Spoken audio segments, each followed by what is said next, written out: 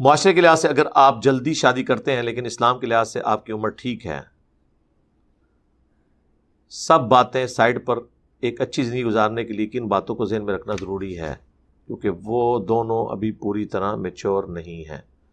دیکھیں نہیں، ہم نے تو دیکھا ہے جو چھوٹی عمر کی شادی ہے نا، وہ لڑائی جھگڑے کا سبب بنتی ہے، بہت چھوٹی عمر کی شادیاں۔ اس کا ثبوت آپ اپنے ماں باپ یا ان کے ماں باپ کے بارے میں اگر آپ ان کے واقعات سنیں جو فخریہ آپ کو آپ کے رشتہ دار سنا رہے ہوتے ہیں، انتہائی فرسودہ قسم کے واقعات۔ ساڈے ابا جی دا اتنا روب سی، گھر وڑدے سن کسی دی آواز نہیں سی نکلتی، بڑا بڑا فرعون سی یار۔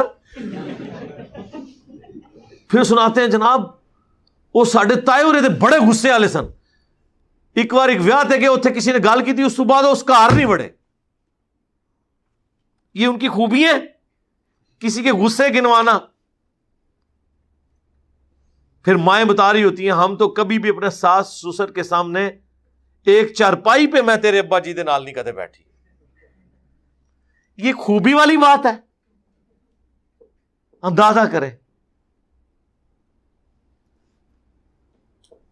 یار۔ نبی علیہ السلام نے تو اپنے گھٹنے رکھ کے نا اپنی بیویوں کو اونٹ کے اوپر سوار کروایا ہے، پاؤں رکھوا کے۔ ہاں جی، بخاری مسلم میں حدیث ہے، سیدہ صفیہ کو، ان کا قد چھوٹا تھا، اپنے پیچھے سوار کیا ہے۔ اور جو کراچی کے مفتی نے کہا تھا نا کہ موٹر بائک کے پیچھے جو ایک ٹانگ ادھر کر کے ادھر بیٹھتی ہیں، میں کہا اونٹ کے اوپر اسی طریقے سے ہی بیٹھا جاتا ہے، سنت ہی جنہوں تو کہہ رہے ہیں کہ جی۔ پھر اس نے کتنے بےہودہ الفاظ بولے تھے۔ بھئی جو کمفرٹیبل جس طرح فیل کر رہے ویسے ہی بیٹھے گا نا، اونٹ کے اوپر کوئی ایسے بیٹھ سکتا ہے؟ پھر اس نے اس کا ریبٹل کیا، نہیں جی اونٹ کا مسئلہ ہو رہا ہے اور موٹر بائک کا۔ بھئی موٹر بائک میں بھی سارے کمفرٹیبل نہیں ہوتے ایک طرف دو ٹانگیں رکھ کے بیٹھنے پہ، بعض لوگ کمفرٹیبل اسی میں ہوتے ہیں۔ اب کوئی عورت زیادہ موٹی ہے یا اس کا اتنا ایکسپوئر نہیں ہے، یا آپ لانگ ڈرائیو کے اوپر ہیں اور آپ ایسی سڑک پہ ہیں جس میں اتنے کھڈے ہیں، اس میں تو اتنا بڑا رسک نہیں لیا جا سکتا، تو اس میں ٹانگ ادھر اور ادھر رکھنے میں ہی زیادہ کمفرٹیبل اور سیف سفر ہوتا ہے۔ تو اس طرح کی وہ چیزیں، تو میرے بھائی چھوٹی عمر کی شادی میں ہم نے یہ نقصانات دیکھے ہیں۔ باقی آپ کہہ رہے تھے زندگی گزارنے کے لیے اصول، سر اصول صرف ایک ہے، صبر، بس۔ ہاتھی کے پاؤں میں سب کا پاؤں، سب سے بڑا سائز اس کے پاؤں کا ہی ہوتا ہے نا۔ تو ایک ہی اصول ہے، صبر۔ ہر معاملے میں آپ نے صبر کی روش اختیار کرنی ہے، غصہ نہیں کرنا، کیونکہ آپ کی بیویوں نے آپ کے ماں باپ کے مظالم، آپ کے بچوں کی حرکتوں، آپ کے رشتہ داروں کی لمبی زبانوں کا بدلہ ان سے تو نہیں اتارنا۔ اور بڑی نیک بیویاں جو ان سے نہیں اتار رہی، ورنہ آپ ایک دن سکون کی زندگی نہ گزار سکیں، پھر تو جھگڑے پڑے۔ وہ چپ کر کے سب سے سن کے اینڈ پہ آپ پہ غصہ نکالتی ہیں، تو نکالنے دیں ان کو۔ بڑی نیک بیویاں ایسی کہ جو ساس سسر کو جواب نہیں دیتی، آپ کے رشتہ داروں کو ترکی بترکی جواب نہیں دیتی، شام تک آپ کا انتظار کرتی ہیں، رکو ذرا صبر کرو، تیرا بھرا آئے گا نا تو میں پھر ادھر کروں گی۔ نند کو جواب نہیں دیتی ہیں، اپنے خامد کو جواب دیتی ہیں۔ آپ چپ کر کے سن لیں، اس کا فائدہ یہ ہے کہ ان کا غصہ، یعنی آپ وہ جس طرح وہ ویٹ اٹھایا جاتا ہے نا کوکر کے اوپر سے، تو آپ خود ہی آ کے ویٹ اٹھا لیا کریں، کہ ہاں جی کوئی ہے شے، آ جاؤ، ریڈی ہیں، بسم اللہ، آغاز کرو۔ ہاں جی۔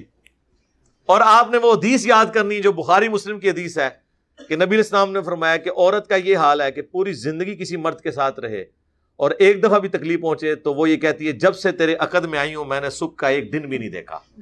یہ حدیث بخاری میں بھی ہے، مسلم میں بھی، ٹھیک ہے۔ اور نبی علیہ السلام کے ساتھ خود کئی دفعہ ایسا ہو چکا ہے کہ آپ کی بیویوں نے آپ کے ساتھ اس طرح کا ایٹیچیوڈ کیا، اور وہ بخاری مسلم میں نہیں صرف آیا، قرآن میں بھی آیا، حتیٰ کہ طلاق تک نوبت پہنچ گئی۔ سورۃ الاحزاب آپ پڑھ کے دیکھ لیں کہ اگر تم دنیا کا مال چاہتی ہو تو میں تمہیں طلاق دے کے چھوڑ دیتا ہوں، اور اگر اللہ اور اس کا رسول اور آخرت کا گھر چاہتی ہو تو اسی حالت میں ہی میرے محبوب کے ساتھ گزارا کرو صلی اللہ علیہ وآلہ وسلم۔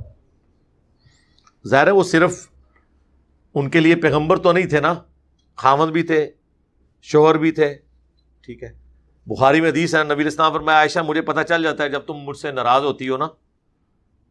کہا حضور کیسے؟ فرمایا تم میرا نام چھوڑ دیتی ہو، تم کہتی ہو رب ابراہیم کی قسم. ہاں، رب محمد کی قسم نہیں کہتی ہے اس وقت. تو حضرت عائشہ نے کہا یا رسول اللہ ایسا ہی ہے، لیکن میں صرف زبان سے چھوڑتی ہوں، دل سے نہیں چھوڑتی. یہ حضرت عائشہ نے پھر اس کو جواب کے طور پر یہ بات عرض کی نبی علیہ السلام کی بارگاہ میں. تو یہ بات ہے. تو کامیاب زندگی کا ایک ہی اصول، بلکہ کامیاب ازدواجی زندگی کا، دنیا میں وقت گزارنے کا ایک ہی اصول ہے صبر اور اچھے وقت کا انتظار. انشاءاللہ تعالی صبر آپ کو پے کرتا ہے. آپ زندگی میں ہزاروں دفعہ بول کے پچھتائے ہوں گے، لیکن میں آپ کو وثوق سے کہتا ہوں خاموش رہ کے کبھی کوئی انسان نہیں پچھتاتا. ہاں یہ ضرور کہہ سکتا ہے جی میں اس ٹائم بولیا ہوں نا تو میں کر دینا، اس تو بعد جو کچھ ہویا ہوں اس تو بعد تو یہی کہنا سی کاش میں نہ کیتا ہوں. یہ میں آپ کو بتا دوں، خاموشی. آپ کو کوئی جتنا مرضی برا بھلا کے خاموشی اختیار کرے، آپ اپنا کام کرتے رہیں. جیسے ایک انگریز کی کوٹیشن ہے کہ اگر میں راستے پہ چلتے ہوئے راستے میں آنے والے ہر کتے کے بھونکنے کا جواب دوں گا نا، پھر میں اپنی منزل تک نہیں پہنچ سکتا.